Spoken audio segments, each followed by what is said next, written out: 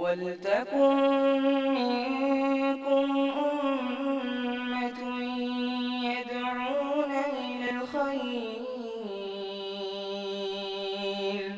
وَيَأْمُرُونَ بِالْمَعْرُوفِ وَيَنْهَوْنَ عَنِ الْمُنكَرِ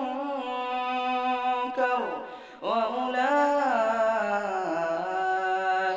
هُمُ الْمُفْلِحُونَ. إن الحمد لله نحمده ونستعينه ونستغفره ونعوذ بالله من شرور أنفسنا ومن سيئات أعمالنا من يهده الله فلا مضل له ومن يضلل فلا هادي له وأشهد أن لا إله إلا الله وحده لا شريك له وأشهد أن محمدا عبده ورسوله أما بعد فإن خير الحديث كتاب الله وخير الهدي هدي محمد صلى الله عليه وسلم وشر الأمور محدثاتها وكل محدثة بدعة وكل بدعة ضلالة وكل ضلالة في النار. فقد قال الله تبارك وتعالى في محكم تنزيله بعد أعوذ بالله السميع العليم من الشيطان الرجيم بسم الله الرحمن الرحيم وَلَقَدْ خَلَقْنَا الْإِنسَانَ وَنَعْلَمُ مَا تُوَسْوِسُ بِهِ نَفْسُهُ وَنَحْنُ أَقْرَبُ إِلَيْهِ مِنْ حَبْلِ الْوَرِيدِ إِذْ يَتَلَقَّى الْمُتَلَقِّيَانِ عَنِ الْيَمِينِ وَعَنِ الشِّمَالِ قَعِيدٌ مَا يَلْفِظُ مِنْ قَوْلٍ إِلَّا لَدَيْهِ رَقِيبٌ عَتِيدٌ وَجَاءَتْ سَكْرَةُ الْمَوْتِ بِالْحَقِّ ذَلِكَ مَا كُنْتَ مِنْهُ تَحِيدُ وَنُفِخَ فِي الصُّورِ ذَلِكَ يَوْمُ الْوَعِيدِ وجاءت كل نفس معها سائق وشهيد لقد كنت في غفلة من هذا فكشفنا عنك غطاءك فبصرك اليوم حديد وقال قرينه هذا ما لدي عتيد ألقيا في جهنم كل كفار عنيد مناع للخير معتد مريب الذي جعل مع الله إلها آخر فألقياه في العذاب الشديد قال قرينه ربنا ما أطغيته ولكن كان في ضلال بعيد قال لا تختصموا لدي وقد قدمت إليكم بالوعيد ما يبدل القول لدي وما أنا بظلام للعبيد. وقال الله تبارك وتعالى في مقام آخر إن عدة الشهور عند الله 12 شهرا في كتاب الله يوم خلق السماوات والأرض منها 4 حرم ذلك الدين القيم فلا تظلموا فيهن أنفسكم وقاتلوا المشركين كافة كما يقاتلونكم كافة واعلموا أن الله مع المتقين.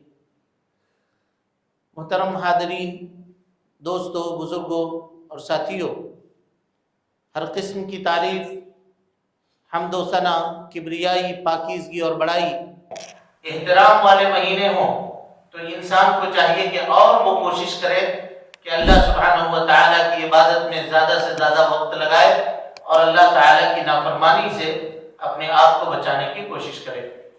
لیکن افسوس کا مقام یہ ہے کہ اس کی جو اصل حرمت تھی اس مہینے کی، رفتہ رفتہ لوگوں کے ذہن سے وہ باتیں منتقل ہو گئی، لوگوں نے اس کو بھلا دیا اور اس کے مقابلے میں ایسی خرافات اور بدعات کو اپنے معاشرے کے اندر لوگوں نے جگہ دے دی اور جس کے اوپر وہ عمل کرتے ہیں کہ یوں لگتا ہے کہ یہ مہینہ اللہ کی نافرمانی کے لیے ہم لوگوں نے اس کو منتخب کیا ہے اور اس کو چن لیا ہے.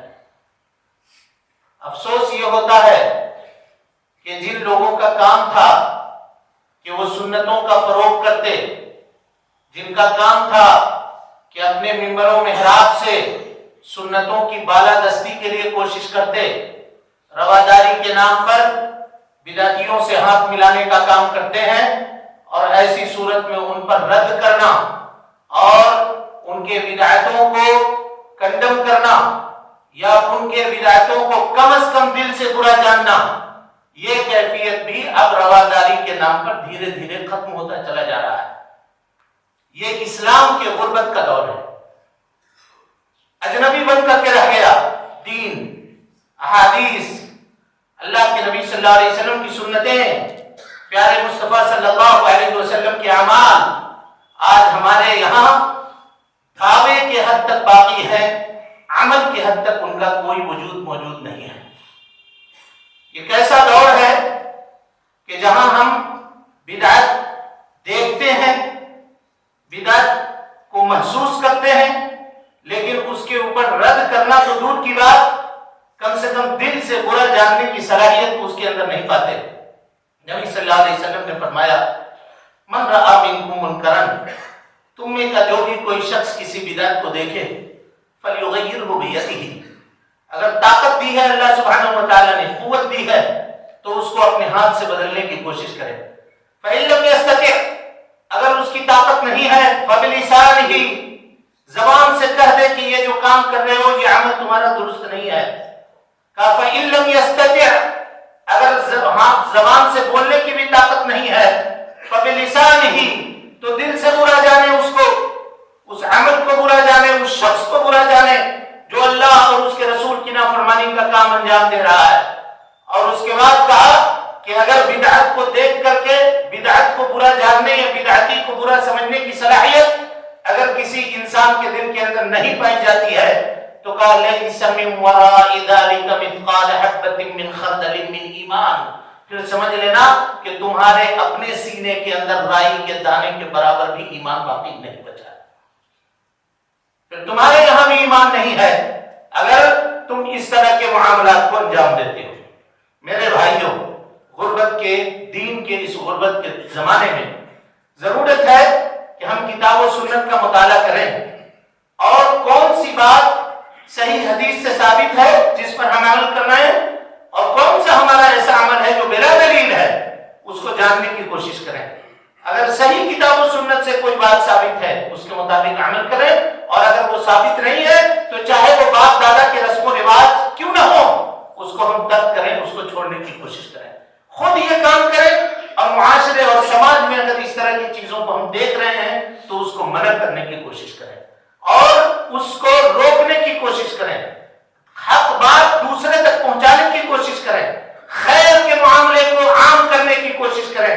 اگر ایسا ہم نہیں کرتے ہیں تو اللہ سبحانہ و تعالیٰ کی جب پکڑ آئے گی تو اس میں ایسا نہیں ہوگا کہ جو گنہگار ہیں وہی اس میں مجرم بنیں گے، بلکہ وہ لوگ جو تماشا دیکھتے ہیں، وہ لوگ جو لطف اندوز ہوتے ہیں، وہ لوگ جو صرف اپنے آپ کو دیکھتے ہیں وہ بھی مجرم ٹھہریں گے اور سب کے سب عذاب الہی کے شکار ہوں گے. ہم اللہ سے اپنے لیے اور آپ سب کے لیے یہ توفیق طلب کرتے ہیں کہ اللہ رب العالمین ہمیں بدعتوں سے بچائے اور بدعتوں سے نفرت کرنے اور اسی طریقے سے بدعتوں کے خلاف حدیث کا علم اور نبی صلی اللہ علیہ وسلم کی سنت کا علم بردار ہم سب کو بنائے. آمین یا رب العالمین. محترم حاضرین، اس مختصر سی تمہید کے بعد اس مہینے میں جو خرافات اور بدعات ہیں ان کا ہم مختصر جائزہ لینے کی کوشش کرتے ہیں، لیکن اس سے قبل آج کے اس خطبے کا پیغام ایک لائن میں اگر آپ جاننا چاہتے ہیں تو علامہ ابن تیمیہ رحمۃ اللہ علیہ اور حافظ ابن حجر الاسقلانی رحمۃ اللہ علیہ کی ایک بات آپ کے سامنے رکھتا ہوں. وہ کہتے ہیں کہ ماہ رجب کے تعلق سے، رجب کے اس مہینے کے تعلق سے کوئی بھی حدیث فضیلت کی اللہ کے نبی صلی اللہ علیہ وسلم سے ثابت نہیں ہے.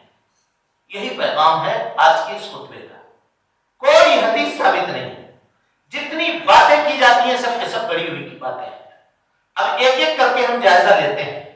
رجب کے مہینے کا جب چاند نظر آتا ہے اسی وقت واٹس ایپ موبائل میں ایک کلپ شیئر ہونا شروع ہو جاتا ہے، اللہم بارک لنا فی رجب و شعبان و بلغنا رمضان.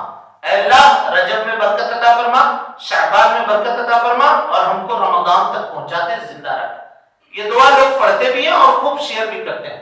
کسی صحیح حدیث سے اس دعا کا ثبوت نہیں ہے، اور جو ثبوت پیش کیا جاتا ہے وہ نبی صلی اللہ علیہ وسلم کی جانب منسوب ہے، روایت درست نہیں ہے. 12 مہینہ کی چاند دیکھیں گے جب ہم تو اس میں نبی صلی اللہ علیہ وسلم نے دعا سکھلائی ہے، اللہم اعلہ علینا بالامن والایمان والسلامت والاسلام ربی وربک اللہ. یہی دعا پڑھنی پڑھنی ہے، رجب کا چاند دیکھ کر کے بھی، عید کا چاند دیکھ کر کے بھی، بقرعید کا چاند دیکھ کر کے بھی، رمضان کا چاند دیکھ کر کے بھی یہی دعا پڑھنی ہے جو اللہ کے نبی صلی اللہ علیہ وسلم نے سکھایا۔ لیکن خاص طور پہ کسی دعا کا اہتمام کرنا میرے بھائیوں، یہ اللہ کی کتاب، نہ نبی صلی اللہ علیہ وسلم کی سنت، نہ صحابہ کرام رضوان اللہ علیہ مجمعین کے عمل سے ثابت ہے۔ لہذا ایسا کرنا، یہ دعا پڑھنا، اس کو اسپریڈ کرنا، پھیلانا، شیئر کرنا، لوگوں کے درمیان عام کرنا، یہ بدعت ہے، اور بدعت کی تائید ہے، بدعت کی نصرت ہے، بدعت کی حمایت ہے۔ ایسا کرنے سے ہمیں اور آپ کو بچنا چاہیے، اجتناب کرنا چاہیے۔ اسی طرح سے ماہ رجب میں پائی جانے والی بدعتوں میں سے ایک بدعت یہ ہے کہ اس کے پہلی جمعرات کو لوگ روزہ رکھتے ہیں، یعنی رجب کے مہینے کا جو پہلا جمعرات آتا ہے، جمعرات کا دن، اس دن لوگ روزہ رکھتے ہیں، اور جو رات آتی ہے، یعنی جو دراصل میں حقیقت میں جمعہ کی رات ہوتی ہے، اس دن صلاۃ الرغائب کے نام سے 100 رکعت نماز ادا کرتے ہیں، جس کے بارے میں یہ کہا گیا کہ اگر سال بھر کسی نے نماز ادا نہیں کی ہے اور یہ صلاۃ الرغائب اگر نماز کو پڑھ لے تو سال بھر کے فرض نمازوں کا معاملہ ادا ہو جائے گا، اس سے قرضہ اتر جائے گا، گویا یہ کہا گیا۔ یعنی دین نہ ہوا کہ چوچو کا مربع ہو گیا، جو جیسا چاہے جس طرح سے چاہے کہہ دے۔ اور افسوس کا معاملہ یہ ہے کہ ہم مسلمانوں کا آج حال یہ ہے کہ ہم وکیل نہیں ہیں، ہم ڈاکٹر نہیں ہیں، لیکن ضرورت پڑتی ہے کیس لڑنے کی تو وکیل کا سہارا لیتے ہیں، ضرورت پڑتی ہے علاج کروانے کا تو ڈاکٹر کے پاس جاتے ہیں، لیکن دین میں نہیں۔ کوئی ایرا غیرا ندو خیرا جیسا بھی ہو، جہاں سے بھی ہو، کہہ دیا بس ہاں مولوی صاحب نے کہا یہ بات بالکل صحیح ہے، کیا غلط ہے؟ باپ دادا کے زمانے سے یہ معاملہ چلا آتا آ رہا ہے، یہ کون سا اس میں غلط بات ہے؟ میرے بھائیوں، کسی حدیث سے اس نماز کا ثبوت نہیں ملتا ہے، اور اگر کوئی پیش کرے تو لائے دکھائے۔ ہمارا مسلک ہی یہی ہے کہ ہم یہ کہتے ہیں کہ صحیح حدیث دے دو، ہم اپنے قول سے اسی سیکنڈ میں رجوع کر لیں گے جس سیکنڈ میں تم لا کر کے حدیث صحیح ہے ہمارے سامنے پیش کرو۔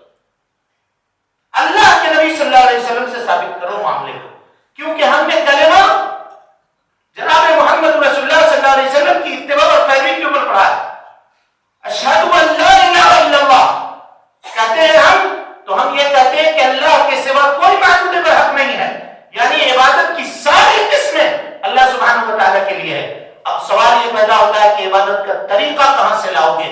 تو کہتے ہیں وَأَشْهَدُ أَنَّ مُحَمَّدًا عَبْدُهُ وَرَسُولُهُ، جناب محمد رسول اللہ صلی اللہ علیہ وسلم اللہ کے بندے اور اس کے رسول ہیں، تو عبادت اللہ کی کریں گے اور طریقہ محمد مصطفیٰ صلی اللہ علیہ وسلم کا ہونا چاہیے، چاہے کتنا اچھا عمل کیوں نہ ہو۔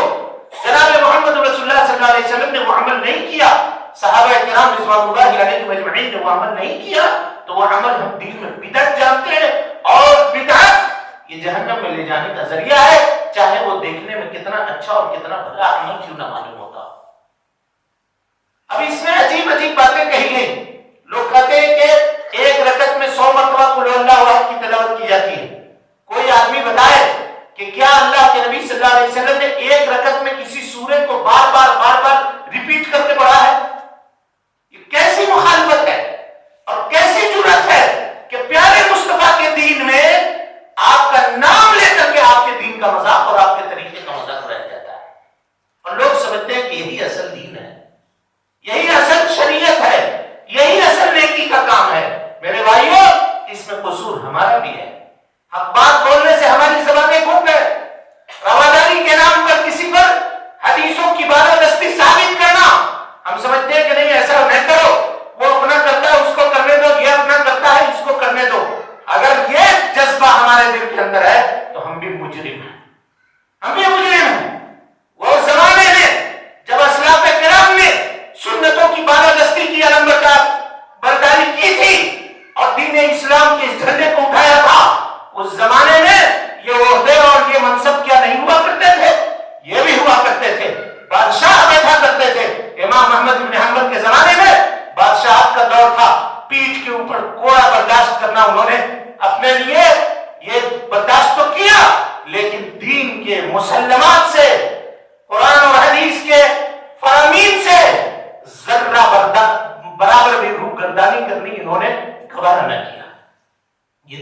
انگریزی ہم تک نہیں آیا. اور اگر ہم جیسے لوگ اس زمانے میں ہوتے تو کب کا یہ دین منتقل ہو چکا ہوتا, یا ہم یہاں نہیں ہوتے. اللہ کا یہ دین تو قیامت تک باقی رہنے کے لیے آیا ہے. یریدون ان یطفئوا نور اللہ بافواہہم ویأبی اللہ الا ان یتم نورہ ولو کرہ الکافرون. اور ایک جگہ کہا ولو کرہ المشرکون, چاہے کسی کو کتنا برا کیوں نہ لگے, اللہ کا یہ دین غالب ہو کر کے رہے گا اور قیامت تک باقی رہے گا, کیونکہ نبی صلی اللہ علیہ وسلم کے بعد اب قیامت تک کوئی نبی آنے والا نہیں ہے درمیان. میرے بھائیوں, اس طرح سے دین کا مذاق اڑایا جاتا ہے اور یہ چیزیں کی جاتی ہیں. اسی طرح سے اس مہینے میں کی جانے والی بدعتوں میں سے ایک بدعت یہ ہے کہ اس مہینے میں لوگ روزوں کا اہتمام کرتے ہیں, روزہ رکھتے ہیں, کثرت سے روزہ رکھا کرتے ہیں. حضرت عمر بن خطاب رضی اللہ عنہ کے زمانے میں کچھ ایسے روزے داروں کو پکڑ کر لایا گیا جو رجب میں روزہ رکھے ہوئے تھے. آپ نے کھانا منگوایا, پلیٹ لاؤ کھانا, بٹھایا سب کو, بیٹھو کھاؤ, ہمارے سامنے کھاؤ. ہاتھ روکے ہوئے تھے, چھڑی منگوا کر کے ہاتھ میں مارا تھا, کھاؤ. ذالک شہر, یہ وہ مہینہ ہے تعلم الجاہلیہ, جاہل لوگ جاہلیت میں اسلام سے قبل اس مہینے کی تعظیم کیا کرتے تھے. تم اس مہینے کی تعظیم کر رہے. ہاں, اگر کوئی آدمی ہر مہینے میں ایام 20 کا روزہ رکھتا ہے, 13, 14, 15, اس مہینے میں بھی رکھے. ہر مہینے میں وہ اہتمام کرتا ہے کہ ہفتے میں 2 دن کا پیر اور جمعرات کا روزہ رکھتا ہے, وہ بھی اس مہینے میں رکھے. لیکن رجب کے مہینے کی خصوصیت کا خیال رکھتے ہوئے اگر کوئی آدمی اس مہینے میں کثرت سے روزہ رکھتا ہے, قسم اللہ کی وہ بدعتی ہے, بدعتی. اور وہ ثواب کمانے کے بجائے وہ گناہوں کو بٹور رہا ہے اور گناہوں کو اکٹھا کر رہا ہے اور جہنم کا راستہ اپنے لیے تیار کر رہا ہے. جہنم کا راستہ. آپ کوئی کہیے گا کہ یہ کیا بات ہو گئی مولوی صاحب, آپ کہہ رہے ہیں کہ ہم روزہ رکھ رہے ہیں, آپ کہتے ہیں کہ جہنم کا راستہ. ہاں بھائی, ہاں جہنم کا راستہ, کیونکہ اللہ کے نبی صلی اللہ علیہ وسلم نے نہ وہ روزہ رکھا, نہ صحابہ کرام رضوان اللہ علیہم اجمعین کو رکھنے کا حکم دیا. آپ جو فضیلت حاصل کرنا چاہتے ہیں, کیا پیارے مصطفیٰ صلی اللہ علیہ وسلم کو فضیلت نہ سوچیے. دین میں آپ کو زیادہ پتا ہے یا نبی صلی اللہ علیہ وسلم کو زیادہ پتا ہے؟ اگر طریقہ محمد رسول اللہ کا نہ ہو تو جتنا اچھا سے اچھا عمل کیوں نہ ہو اور جتنی اچھی نیت کیوں نہ ہو, ہمارا عمل ناقابل قبول ہے. بقرعید کی نماز پڑھا رہے تھے نبی صلی اللہ علیہ وسلم اور خطبہ دیا نماز کے بعد اور کہا آج کے دن کی سنت یہ ہے کہ آج ابھی ہم 2 رکعت نماز ادا کر چکے, اب جا کر کے قربانی کریں گے. اللہ اکبر. ابو بردہ اسلمی رضی اللہ تعالیٰ عنہ بیٹھے ہوئے تھے, سب میں سامنے کھڑے ہو گئے. کہا یا رسول اللہ, پہلے نماز اس کے بعد قربانی؟ کہا ہاں, یہی میری سنت ہے. کہا اللہ کے نبی, ہم سوچے کہ بقرعید کا دن ہے, فجر پڑھ کر کے جانور ذبح کر دیا, گھر والوں کو بھی کھلایا, پاس پڑوس لوگوں کو بھی تقسیم کر دیا, اور کھا پی کر کے آئے ہیں عید کی نماز پڑھنے کے لیے. کہا آپ کی قربانی نہیں ہوئی. اب سوال یہ ہے کہ کیا کمی تھی, کمی کیا تھی؟ ابو بردہ کی نیت میں کیا کمی تھی؟ طریقہ نہیں تھا, محمد رسول اللہ کا طریقہ نہیں تھا. آپ نے کہا نہیں چلے گا, ختم, تمہارا وہ بکرا عام بکرا ہو گیا, عام بکرا ہو گیا. کیوں؟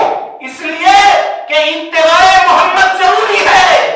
اگر یہ نہیں کرو گے تو چاہے جتنا بہتر سے بہتر عمل کیوں نہ کرو, اللہ سبحانہ و تعالیٰ اس عمل کو ہباء منثورا بنا دے گا, دھول بنا کر کے اڑا کے رکھ دے گا. چاہے جتنا بہتر سے بہتر عمل کیوں نہ ہو. آپ نے یہ کہہ کر کے بتا دیا. دیکھا آپ نے. چنانچہ میرے بھائیوں, کوئی بھی عمل آپ کے سامنے لایا جائے اس کی دلیل مانگیے, اور صحیح حدیث سے اگر دلیل مل جائے تو اس کے اوپر عمل کیجیے, نہیں تو اس کے اوپر عمل مت کیجیے. اس مہینے میں کی جانے والی بدعتوں میں سے ایک بدعت ہے کہ اس میں بکرا ذبح کیا جاتا ہے. خاص طور پہ عتیرہ اس کو کہتے ہیں.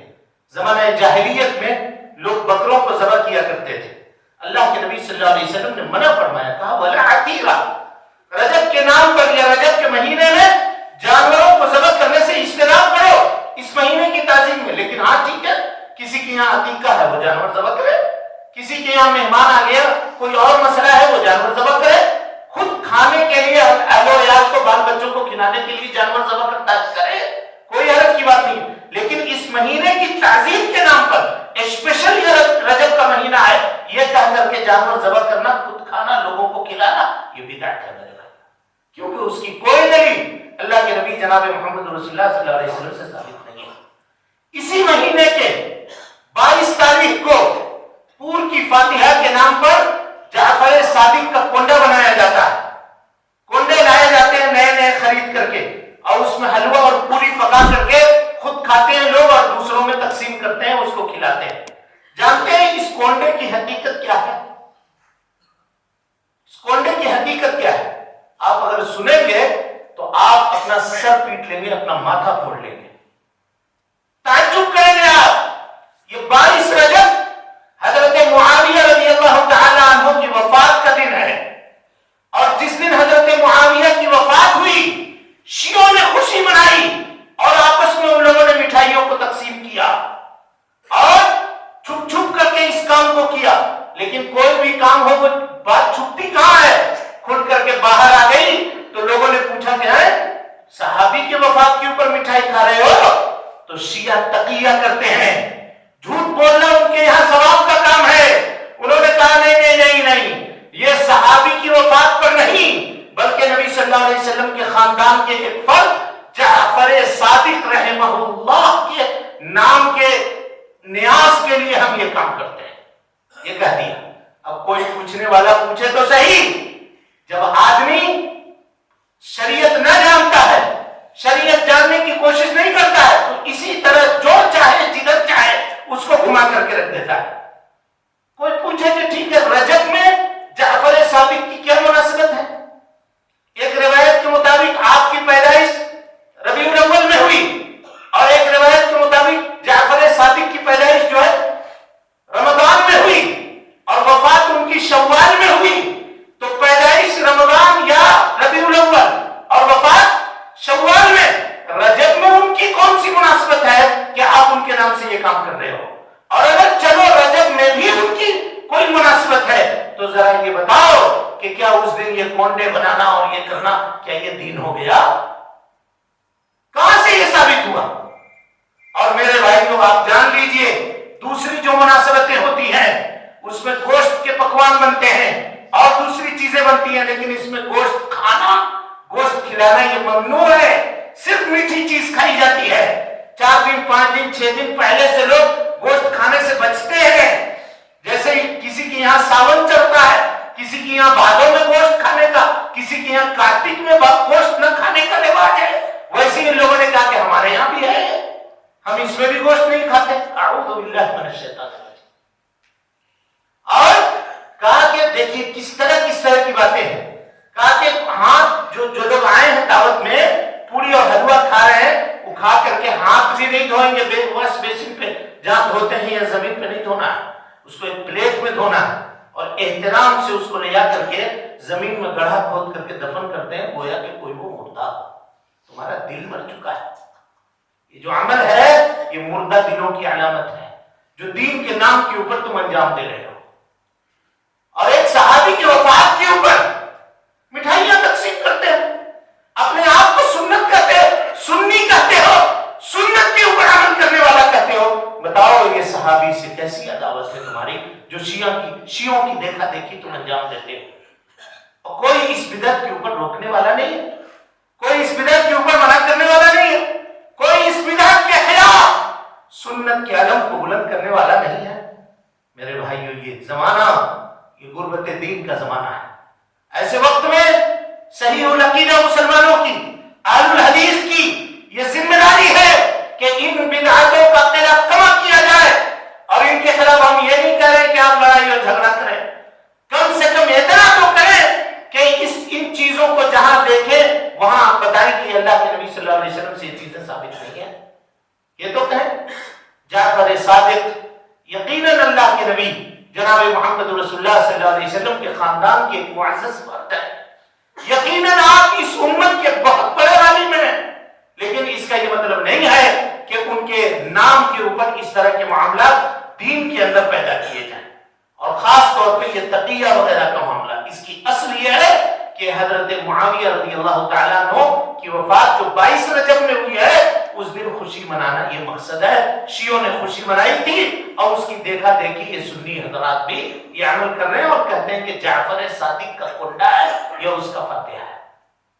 اس دن گھر کے برتن میں کھانا بنتا نہیں ہے، کنڈے بازار سے نئے خرید کر کے لائے جاتے ہیں، اور اس میں کھیر، اس میں پوڑی اور اس میں ساری چیزیں ہوتی ہیں۔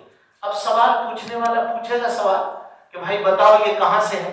تو دیکھیے دین کی بنیاد خوابوں کے اوپر نہیں ہے۔ اس طرح کی جتنی باتیں ہوتی ہیں نا سیکرٹ ہوتی ہیں۔ کیسی ہوتی ہے؟ دین کی کوئی بات سیکرٹ ہے بھائی؟ بولیے۔ کان میں انہوں نے کہہ دیا میرے کو یہ بات کہ ایسا کرو، جہاں یہ کانا پھوسی اور سیکرٹ اور چپا چپی والی بات ہو، سمجھیے کہ اس میں گڑبڑ ہے۔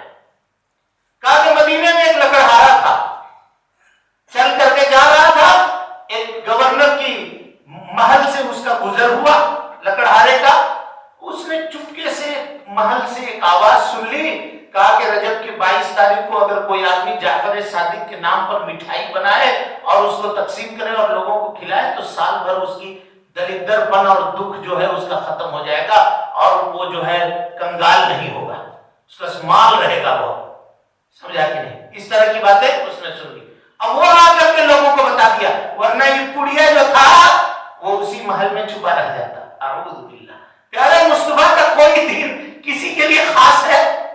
کوئی ایسا عمل آپ نے کہا کہ تو خاص کر تیرے علاوہ اور کسی کے لیے نہیں ہوگا؟ یہ دین واضح ہے، کھلی کتابوں کے اندر موجود ہے۔ اللہ کی کتاب، اس کی آیتیں چمکدار ہے، چمک رہی ہے، روز روشن کی طرح آیا ہے۔ ان چیزوں کو چھوڑ کر کے آدمی ایسے سیکرٹ اور خوابوں کی طرف دوڑتا، ادھر بھاگتا۔ اعوذ باللہ من الشیطان الرجیم۔ کسی ایک صحیح حدیث سے کوئی لا کر کے اس واقعے کو ثابت کر دے، ہم بھی کنڈا مناویں گے، ہم بھی کنڈا کرنے کے لیے تیار ہیں، لیکن کوئی ثابت کر کے دکھا دے، میرے بھائیو قیامت تک اس کو ثابت نہیں کر سکتا۔ اسی طریقے سے انہی بدعتوں میں سے ایک بدعت ہے خواجہ کی چھٹی۔ خواجہ کی چھٹی، اور یہ خواجہ کی چھٹی کہتے ہیں خواجہ معین الدین اجمیری، معین الدین اجمیری، جن کی ولادت 536 میں افغانستان کا جو علاقہ ابھی اس وقت پایا جاتا ہے ادھر ہوئی، اور وہاں سے وہ چل کر کے پھر کر کے ادھر ہندوستان آئے۔ صوفی تھے، صوفیوں کے طریقے کے عالم تھے، انہوں نے اپنی صوفیت کے اعتبار سے کچھ کام کیا، انجام دیا۔ ان کی وفات ہے 6 رجب کو، تو اب ان کے وفات کا عرس لگاتے ہیں، تو اس نام پہ خواجہ کی چھٹی منانے کے نام پہ یہ معاملہ کر رہے ہیں۔ تو ان کی پیدائش ہوئی ہے 536 میں، تو 536 سے پہلے کے جو لوگ تھے یہ تو چھٹی منانے سے محروم رہ گئے، تو اس کا مطلب جنت میں کیا ان کو کم درجہ ملے گا؟ بولیے بھائی، ہمارا دین ادھر 400 500 ادھر آ کے کیوں رک جاتا ہے؟ کیوں نہیں صحابہ تک پہنچتا؟ کیوں نہیں محمد رسول اللہ تک پہنچتا؟ کوئی یہ سوال کیوں نہیں کرتا؟ اور اگر ہم سوال اٹھائیں تو کہیں گے یہ گستاخ اولیاء ہے، اہل حدیث ولیوں کو نہیں مانتے۔ ولیوں کی جتنی ہم تعظیم کرتے ہیں اتنی دنیا میں کوئی نہیں کرتا، دنیا میں کوئی نہیں کرتا۔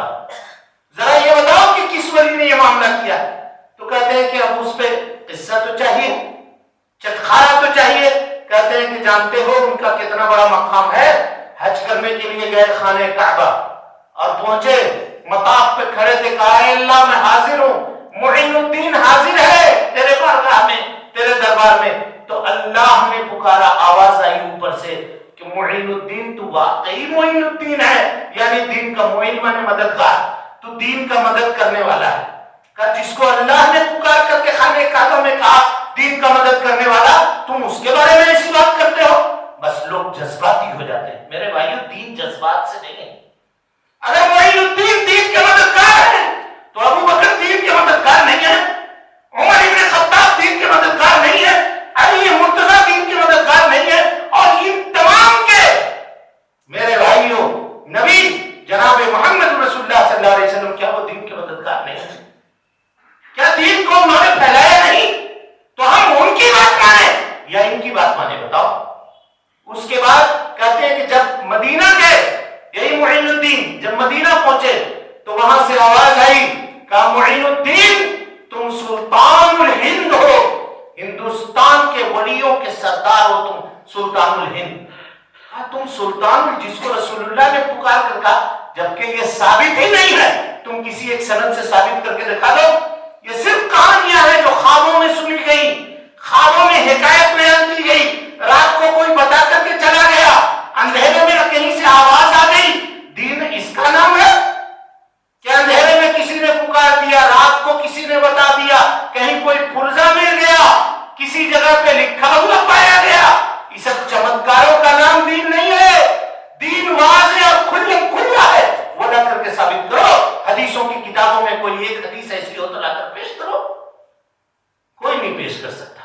اور اگر چلیے یہ کہا گیا کہ آپ سلطان الہند ہیں, تو جو سلطان الاولین والآخرین ہیں, جو سید ولد آدم یوم القیامہ, قیامت کے دن بنی نوع آدم کے سردار ہیں, جو سید المرسلین ہیں, تمام انبیاء کے سردار ہیں, جناب محمد رسول اللہ صلی اللہ علیہ وسلم, ہم ان کی بات مانے آئیں گے.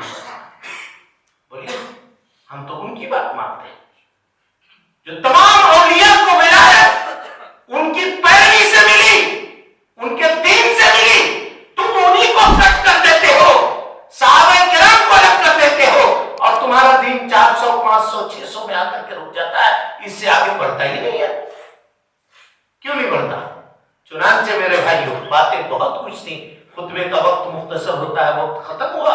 لہذا اس منبر سے ہم آپ سب کو یہ وصیت کرتے ہیں, اپنے آپ کو بھی نصیحت کرتے ہیں اور اپنے آپ کو بھی وصیت کرتے ہیں کہ بدعتوں سے خدا را اجتناب کرنے کی کوشش کیجیے, بچیے.